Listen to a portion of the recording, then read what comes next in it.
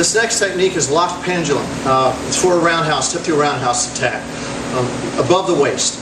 Anything below the waist you're going to block with your legs. You're just going to block or check with your legs. Anything above the waist you're basically going to pick up with your universal block. We don't know if it's going to be here, here, here, here, here, or here. So we instantly will catch that universal. We'll close it off. There's our open-ended triangle. We're going to sweep the area with that triangle, picking up whatever comes at us. So as he throws that, boom, I picked it up. I'm going to do an outward claw, bam, and I'm grab a hold. So my universal was down. I immediately just pop it up and lock it into position. From there, I'm going to adjust up, take them down, set them down for practice. Back knuckle, if that leg flips up, which in most cases it does at speed, back knuckle, punch straight into the groin. From there, I'm just going to basically do a front switch as I come over. I want to get this hand up, over, into my figure four. I want this heel right up here in my bicep. I'm just going to lock this thing in. Here's my wide kneel, and then at that point, I'm either going to break it or hyperextend it, snap, and then heel tap at the point that this technique finishes. And there it is. There's your ankle lock. From there, once you get your clap, you can cover out. He's not going to step on that leg anytime soon. Remember, when you attack somebody, once he's down on the ground and he's technically no longer a threat. So in theory, you've got to consider ramifications. So once I have him on his back and I lock that thing up, and I break his ankle or hyperextend or damage it in some way, shape, or form,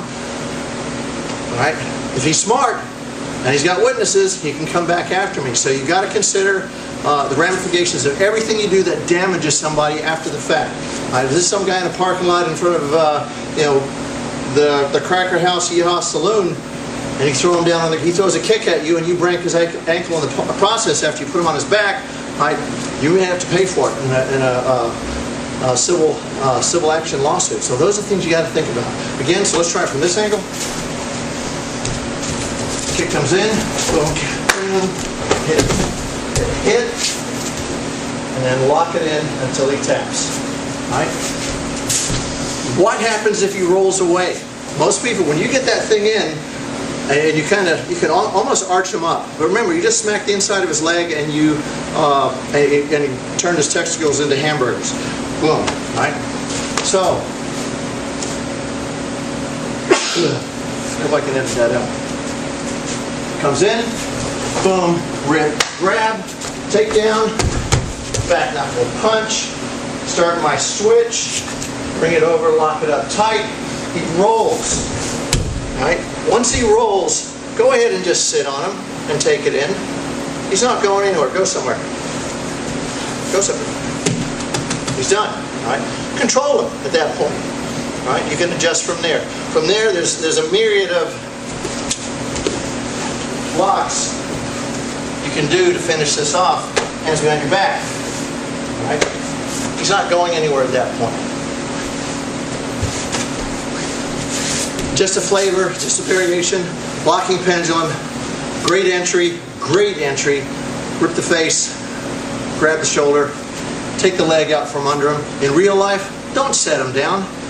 Throw him to the ground as hard as you can. If you can do that, you're not going to win. You're going to knock the wind out of him. That should end the situation. You probably won't have to do the lock or anything else. Again, be mindful of what's down there. He's coming down from a height. If his head bounces off the pavement and all he did was try to roundhouse kick you, again, you're the one that has to face the repercussions. So think about it. Blocking pendulum.